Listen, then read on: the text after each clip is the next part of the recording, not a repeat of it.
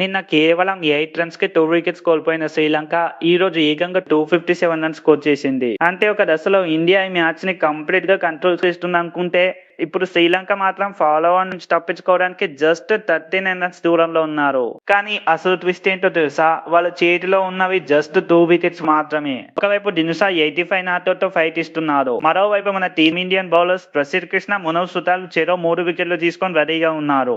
మరి డే 4లో ఆ 39 రన్స్ గెలుస్తాయా లేక ఆ 2 వికెట్స్ గెలుస్తాయా అనేది వేచి చూడాలి. ఇక ఈ రోజు డే 3లో అసలు ఏం జరిగిందో ఒక్కొక్కటిగా చూద్దాం పదండి. ముందుగా ఆ సిచ్యువేషన్ ని గుర్తు చేసుకుందాం. ఇండియా ఫస్ట్ ఇన్నింగ్స్ లో 5 దగ్గర డిక్లరేషన్ ఇచ్చింది. అంటే శ్రీలంక మీద ఫస్ట్ నుంచి ఎక్కువగా ప్రెషర్ ఉంది. ఆ తర్వాత శ్రీలంక బ్యాటింగ్ కి వచ్చింది. జస్ట్ 8 రన్స్ కి 2 వికెట్స్ కోల్పోయింది. ఆ టైంలో చూసినప్పుడు ఒకటి అనిపించింది, ఇంకా కొన్ని వికెట్స్ పడితే శ్రీలంక త్వరగానే ఆల్అౌట్ అవుతారు అని. కానీ టెస్ట్ క్రికెట్ లో ఒక విషయం ఎప్పుడు గుర్తుంచుకోవాలి, 10 వికెట్స్ పడే వరకు మ్యాచ్ కంప్లీట్ అయినట్టు కాదు. శ్రీలంక కూడా ఈ రోజు అదే ప్రూవ్ చేసింది. ఎందుకంటే వాళ్ళు కంబ్యాక్ కి అసలు ఫౌండేషన్ వేసింది పసింధు, సూర్యబందర. ఇండియా ఒక ఎండ్ నుంచి ప్రెషర్ పెంచుతుంది. ప్రసిద్ధ్ కృష్ణ అటాక్ చేస్తున్నారు. మరో ఎండ్ నుంచి మనోజ్ సుతార్ కూడా ప్రెషర్ పెంచుతున్నారు. కానీ సూర్యబందర మాత్రం ఏమాత్రం వెనక్కి తగ్గలేదు. ఫస్ట్ డిఫెన్స్ ఆడారు, తర్వాత సింగిల్స్ తీసుకున్నారు. ఆపర్చునిటీ వస్తే బౌండరీ కూడా కొట్టారు.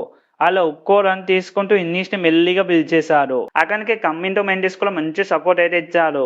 వీరిద్దరు కలిసి శ్రీలంకను 8-2 సిచ్యువేషన్ నుంచి బయటకు లాగడం మొదలు పెట్టారు. కానీ ఇండియాకి తెలుసు ఈ పార్ట్నర్షిప్ బ్రేక్ చేయకపోతే ప్రాబ్లం పెరుగుతుంది అని. మరి ఆ బ్రేక్ త్రూ ఎప్పుడు వచ్చింది, ఎక్కడి నుంచి వచ్చింది?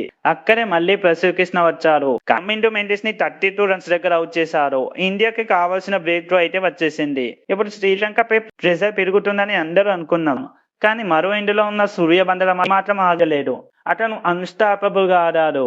ఒక్కో రన్, ఒక్కో బౌండరీ, చివరికి హాఫ్ సెంచరీ కూడా కంప్లీట్ చేశారు. అక్కడి నుంచి శ్రీలంక క్యాంప్ లో కాన్ఫిడెన్స్ మరింత పెరిగింది. చివరికి సూర్యబందర ఇన్నింగ్స్ కూడా ఎన్నిక వచ్చింది. 80 రన్స్ చేశారు. ఇది ఒక నార్మల్ లుకింగ్ స్కోర్ లా అనిపించవచ్చు, కానీ సిచ్యువేషన్ చూస్తే ఇది చాలా పెద్ద ఇన్నింగ్స్. ఎందుకంటే శ్రీలంక 8-2లో ఉన్నప్పుడు అతను క్రీజ్ లోకి వచ్చారు. అక్కడి నుంచి టీమ్ ని ఏకంగా 265 వరకు తీసుకెళ్లడంలో అతని రోల్ చాలా పెద్దది. అయితే సూర్యబందర అవుట్ అయ్యాడంటే శ్రీలంక కొలాప్స్ అవుతుందిలే అని అనుకున్నాం. బట్ మళ్ళీ ఇక్కడ మనం పప్పులు కాలేసాం.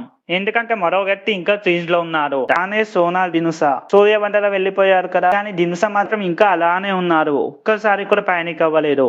అనవసరపు షాట్స్ ఆడలేదు. ప్రెషర్ ఉన్న పేషెన్స్ తో బ్యాటింగ్ చేశారు. ఇండియన్ బౌలర్స్ ఎంత అటాక్ చేసినప్పటికీ అతను సిచ్యువేషన్ చదువుకుంటూ ఆడారు. ఫస్ట్ 40, తర్వాత 50, ఆ తర్వాత 60. స్కోర్ బోర్డ్ నెమ్మదిగా పైకి వెళ్తూనే ఉంది. ఇక్కడ ఇండియాకి ఒక ఫ్రస్ట్రేషన్ మొదలైంది. వికెట్స్ కావాలి, కానీ దినుసా మాత్రం అలానే ఉన్నారు. ఇప్పుడు ఒక్కసారి ఈ సిచ్యువేషన్ ఇమాజిన్ చేయండి. శ్రీలంకకి 8 వికెట్స్ డౌన్ ఉన్నాయి. ఇండియాకి ఫుల్ ప్రెషర్ లో ఉంది. మన ఇండియన్ బౌలర్స్ మాత్రం వికెట్ కోసం కంటిన్యూస్లీ అటాక్ చేస్తున్నారు. నువ్వంతా పెద్దగా స్కోర్ చేయలేకపోయినప్పటికీ అతను ఒక ప్రైజ్లెస్ థింగ్ ఇచ్చాడు. అదే టైం బాల్స్ ఎదుర్కొన్నారు. పార్ట్నర్షిప్ కూడా కంటిన్యూ చేశారు. దాంతో దినుసాకి తన ఇన్నింగ్స్ బిల్డ్ చేసుకునే ఛాన్స్ వచ్చింది. అలా శ్రీలంక స్కోర్ 230 అయితే దాటింది. ఇక్కడే మ్యాచ్ లో అసలు క్యాలిక్యులేషన్ స్టార్ట్ అయింది.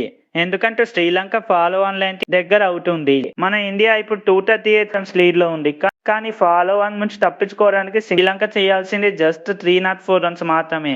మరి నీ ఒపీనియన్ ఏంటి? శ్రీలంక ఫాలో ఆన్ అవాయిడ్ చేస్తుందా, లేదా మన టీమిండియా 2 క్రూషియల్ వికెట్స్ వెంటనే తీసుకొని ఫాలో ఆన్ ని తెస్తుందా? మీ ఒపీనియన్ ని కామెంట్ లో చెప్పండి. ఈ వీడియో నచ్చితే లైక్, షేర్ అండ్ సబ్స్క్రైబ్ చేయండి. మరో వీడియోతో మళ్ళీ కలుద్దాం. Thanks for watching. జై హింద్.